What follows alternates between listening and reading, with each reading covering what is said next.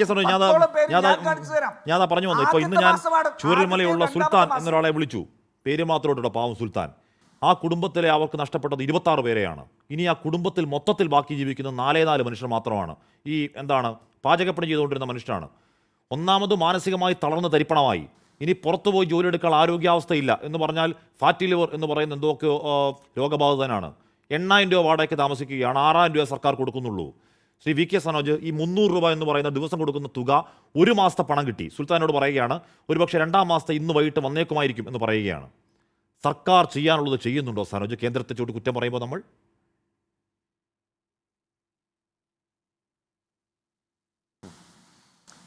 സംസ്ഥാന സർക്കാർ ഈ ദുരന്തമുണ്ടായ ഘട്ടം മുതൽ വയനാട്ടിലെ ജനങ്ങളുടെ കൂടെയാണ്. എന്തെല്ലാം കാര്യങ്ങളാണ് അവിടെ ചെയ്തത് ഞാൻ ഇവിടെ വീണ്ടും ആവർത്തിച്ച് എണ്ണി പറയുന്നില്ല. നമുക്കെല്ലാം വിവിധ ഘട്ടങ്ങളിൽ ചർച്ച ചെയ്തതാണ്. ഇപ്പോൾ ഇവിടെ ചർച്ച ചെയ്തുകൊണ്ടിരിക്കുന്ന പ്രശ്നം എന്താണ്? ഇപ്പോൾ വളരെ ഗൗരവമായി കേരളത്തിൽ ചർച്ച ചെയ്തുകൊണ്ടിരിക്കുന്ന പ്രശ്നം, കേരളത്തിന് അർഹതപ്പെട്ട, ഈ ദുരന്തബാധിതർക്ക് അർഹതപ്പെട്ട കേന്ദ്ര സർക്കാരിന് ലഭിക്കേണ്ട ആനുകൂല്യങ്ങൾ അന്യായമായി തടഞ്ഞു വെക്കുന്നു എന്നുള്ളതാണ്. പ്രത്യേകിച്ചൊരു കാരണമൊന്നുമില്ല. അപ്പോൾ അതുമായി ബന്ധപ്പെട്ട ഒരു ചർച്ചയും അതുമായി ബന്ധപ്പെട്ട ചില വിമർശനങ്ങളും ഇവിടെ ഉയർന്നു വരുന്ന ഘട്ടത്തിൽ എന്നാൽ പിന്നെ കേന്ദ്ര ഗവൺമെൻറ്റിനെ, സംസ്ഥാന ഗവൺമെൻറ്റിനെ കുറ്റപ്പെടുത്താൻ ഒരവസരമായി ഇതെടുക്കാം എന്ന മട്ടിൽ കേരളത്തിലെ UDF ഇതിനെ എടുക്കുകയാണ്. മറ്റൊന്ന് BJP പിന്നെ പ്രത്യേകിച്ച് പറയേണ്ട കാര്യമില്ല. അപ്പോൾ ഒരേ സമയത്ത് BJPയും കോൺഗ്രസും സംസ്ഥാന ഗവൺമെൻറ്റിനെ കുറ്റപ്പെടുത്താൻ വേണ്ടിയിട്ട് ഈ വയനാട് ദുരന്തത്തെ ഒരവസരമായി കാണുന്നു എന്ന് നമ്മൾ കാണേണ്ടതുണ്ട്. ഇവിടെ ഇന്നത്തെ കോടതി ഇടപെടൽ, ഇപ്പോൾ കഴിഞ്ഞ ദിവസം പറഞ്ഞു, കോടതിയിൽ പറഞ്ഞത്, ഇനി കോടതി പറഞ്ഞിരിക്കുന്നു സംസ്ഥാന ഗവൺമെൻറ് ഇതുമായി ബന്ധപ്പെട്ട കണക്കുകളൊന്നും കൊടുത്തിട്ടില്ല, അതുകൊണ്ടാണ് ഈ ആനുകൂല്യങ്ങളൊന്നും ഈ ദുരന്തബാധിതർക്ക് ലഭിക്കാത്തത് എന്നൊരു വലിയ പ്രചരണമാണ് സംഘടിപ്പിച്ചത്. നമ്മൾ നേരത്തെ തന്നെ ചോദിക്കുന്ന പലവിധ ചോദ്യങ്ങളുണ്ട്. അതിലൊന്നാമത്തെ കാര്യം, സംസ്ഥാനത്തിൻ്റെ ആദ്യത്തെ പ്രധാനപ്പെട്ട ആവശ്യം ഇതൊരു തീവ്ര സ്വഭാവമുള്ള ദുരന്തമായി കണക്കാക്കി L3 കാറ്റഗറിയിൽ പെടുത്തിയിട്ട് ഇതിനെ നിർവചിക്കണം എന്നുള്ളതാണ്. എന്തുകൊണ്ടാണ് L3 കാറ്റഗറിയിൽ പെടുത്തിയിട്ട് ഒരു തീവ്ര സ്വഭാവമുള്ള ദുരന്തമായി ഇതിനെ കാണാത്തത്? ഞാൻ പറയുന്നത് കേൾക്കുന്നുണ്ടല്ലോ? കേൾക്കാമോ? ഞാൻ ഇടപെടാത്തതുകൊണ്ടാണോ സംശയം? കേൾക്കാം, പറഞ്ഞോളൂ. എന്തുകൊണ്ടാണ്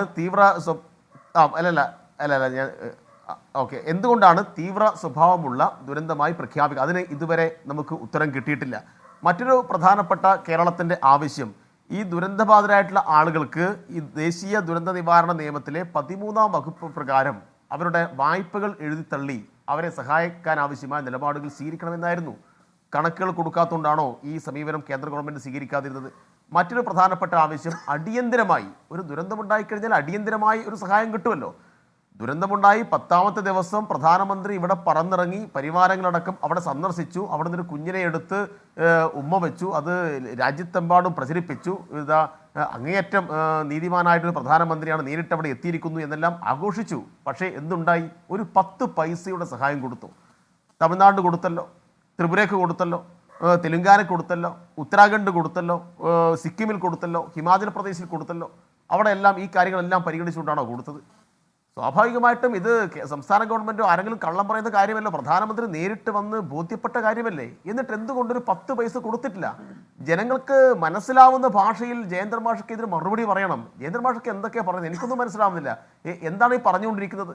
പ്രധാനമന്ത്രി വന്നിട്ട് നേരിട്ട് കാര്യങ്ങൾ ബോധ്യപ്പെട്ടിട്ട് ഈ പാവപ്പെട്ട ജനതയ്ക്ക് ഒരു 10 പൈസ കൊടുക്കാതെ ഇങ്ങനെ ചാനലിൽ വന്നിട്ട് അതും ഇതും പറഞ്ഞിട്ട് എന്തുകൊണ്ട് കോടതിയെ ബോധ്യപ്പെടുത്താൻ കഴിയുന്നില്ല? ഒരു മനുഷ്യനായ ഒരാൾ കോടതി സ്വമേധയെടുത്ത എടുത്ത കേസിൽ നമ്മൾ നിരന്തരം കോടതി ചോദിച്ചുകൊണ്ടിരിക്കുന്നതാണ്, കോടതി തേടുന്നത് എന്താണ്? കോടതി തേടുന്നത് വ്യക്തതയ്ക്ക് വേണ്ടിയാണ്. കോടതി തേടുന്നത് SDRFിൽ എത്ര തുകയുണ്ട്, അല്ലെങ്കിൽ കേന്ദ്രത്തോട് ചോദിക്കാൻ ബാക്കി തുക നമ്മുടെ കയ്യിൽ എത്രയുണ്ട്, മുഖ്യമന്ത്രിയുടെ ദുരിതാശ്വാസത്തിൽ എത്ര തുകയുണ്ട്. ശ്രീ വി കെ സനോജെ, ഇപ്പോൾ ഈ പറഞ്ഞ ചട്ടങ്ങൾ നമുക്ക് മുന്നിലുണ്ടല്ലോ. ഈ SDRF ഫണ്ടിൽ നിന്ന് എടുത്ത് ഇഷ്ടംപോലെ ചിലവാക്ക് എന്ന് പറയുന്നത് ഇടുക്കി ഡാമിന്റെ താഴെ നമ്മുടെ വീട്ടിലൊരു പൈപ്പ് വെച്ച് കുടിച്ചു പറ്റിക്കെന്ന് പറയുന്നത് പോലെയാണെന്ന് കോടതിയെ ബോധ്യപ്പെടുത്താൻ പറ്റാത്തത് എന്തുകൊണ്ടാണ്? ആ SDRFിൽ നിന്ന് ഒരാൾക്ക് 10 ലക്ഷം കൊടുക്കുക, എങ്ങനെയാണ് കൊടുക്കാൻ പറ്റുമെന്ന് അറിയോ സനോജെ?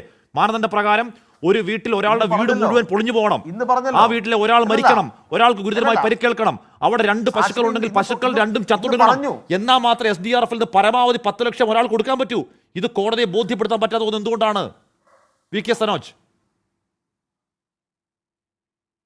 ഇത് കോടതിയെ മാത്രമല്ല, ഈ കാര്യങ്ങളാണ് ഞങ്ങൾ കുറേ ദിവസമായിട്ട് നിങ്ങൾ ഉൾപ്പെടെയുള്ള അവതാരകന്മാരുടെ മുന്നിൽ ചാനലുകൾ വന്നിട്ടും ഈ നാട്ടിലെ ആളുകളോടും പറഞ്ഞുകൊണ്ടിരിക്കുന്നത്. എന്താ BJPയുടെ വക്താവും കേന്ദ്ര ഗവൺമെന്റും എന്താ പറയുന്നത്? STRFൽ പണമുണ്ടല്ലോ, ഞങ്ങളിതാ നേരത്തെ തന്നെ കൊടുത്തിട്ടുണ്ട്, ആ പണം എന്തുകൊണ്ട് എടുത്തുകൂടാ എന്നാ ചോദിക്കുന്നത്. ഞങ്ങൾ നേരത്തെ ചോദിച്ചത് എന്നാൽ STRFിന്റെ ഈ കർശനമായ മാനദണ്ഡത്തിൽ ഒരു ഉത്തരവിൽ കൂടി തിരുത്തൽ വരുത്താൻ നിങ്ങൾ തയ്യാറാവൂ. ഇനിയിപ്പോൾ STRFിലെ ഫണ്ടെല്ലാം എടുത്തിട്ട് കൊടുത്തു കഴിഞ്ഞാൽ നാളത്തെ ചോദ്യം എന്തായിരിക്കും? STRFിന്റെ മാനദണ്ഡങ്ങൾ ലംഘിച്ചുകൊണ്ട് സംസ്ഥാന ഗവൺമെന്റ് ഫണ്ട് ചെലവഴിച്ചിരിക്കുന്നു, കേന്ദ്ര ഗവൺമെന്റ് മാനദണ്ഡങ്ങൾ ലംഘിച്ചിരിക്കുന്നു എന്ന് പറഞ്ഞിട്ടായിരിക്കുമല്ലോ ചർച്ച നടക്കുക. അപ്പോൾ STRFിന്റെ മാനദണ്ഡങ്ങൾ സംബന്ധിച്ച് സാധാരണ ജനങ്ങൾക്കുള്ള അവ്യക്തതയെ ഈ BJP ചൂഷണം ചെയ്യുകയാണ്. ഇത് കണ്ടിൽ നടിക്കുകയാണ് കോൺഗ്രസ്. ഇപ്പൊ STRFിന്റെ ഭാഗമായി പരിശോധിച്ചു കഴിഞ്ഞാൽ ഒരു വീട് നഷ്ടപ്പെട്ടാൽ 1.25 ലക്ഷം രൂപ 1.25 ലക്ഷം രൂപയാണ് കൊടുക്കുക. 1.25 ലക്ഷം രൂപയ്ക്ക് ആർക്കാണ് ഇവിടെ വീടെടുക്കാൻ വേണ്ടി കഴിയുക? ഇപ്പോ നമ്മൾ കുറേ ദിവസങ്ങൾ പറഞ്ഞുകൊണ്ടിരിക്കുകയാണ്.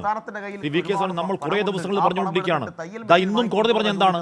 ഇന്നും കോടതി പറഞ്ഞത് നിങ്ങൾ ചെലവാക്കിയിട്ട് യൂട്ടിലിറ്റി സർട്ടിഫിക്കറ്റ് ഉണ്ടാക്കൂ, അതിനുശേഷം ഈ പറഞ്ഞ കണക്കടക്കം കേന്ദ്രത്തെ ബോധ്യപ്പെടുത്തുമെന്ന് പറയുകയാണ്.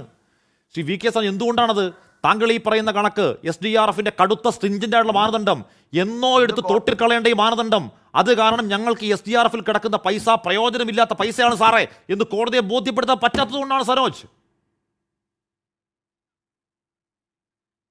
ഇന്ന് കോടതിയിൽ പറഞ്ഞല്ലോ, ഇന്ന് മാത്രമല്ല കഴിഞ്ഞ ദിവസവും കോടതിയിൽ പറഞ്ഞു. കോടതിയിൽ മാത്രമല്ല ഈ സമൂഹത്തിൽ നമ്മൾ പറഞ്ഞുകൊണ്ടിരിക്കുന്ന കാര്യങ്ങൾ അത് തന്നെയാണ്.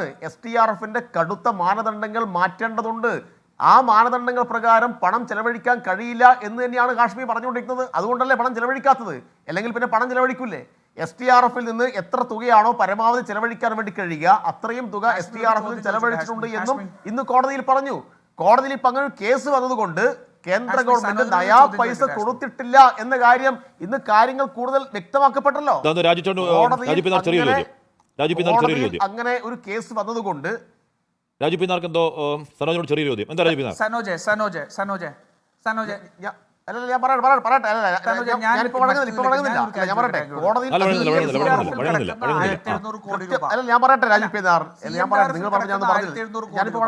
വയനാടിന് വേണ്ടി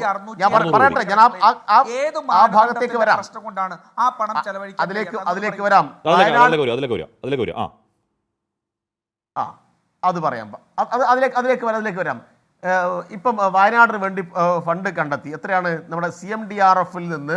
CMDRF 682 കോടിയാണ് വയനാടുമായി ബന്ധപ്പെട്ട കാര്യത്തിനകത്ത് വന്നത്. അതെല്ലാം കൂടി ചേർത്ത് 1700 കോടിയോളം ഉണ്ട് എന്ന് ഇവിടെ പറയുകയുണ്ടായി. ഈ 682 കോടി ചെലവഴിക്കില്ല എന്ന് പറഞ്ഞിട്ടുണ്ടോ? 682 കോടി ചെലവഴിക്കണമെങ്കിൽ അതുമായി ബന്ധപ്പെട്ട ഒരു പദ്ധതി തയ്യാറായിക്കൊണ്ടിരിക്കുകയാണ്. എന്താ കാര്യം?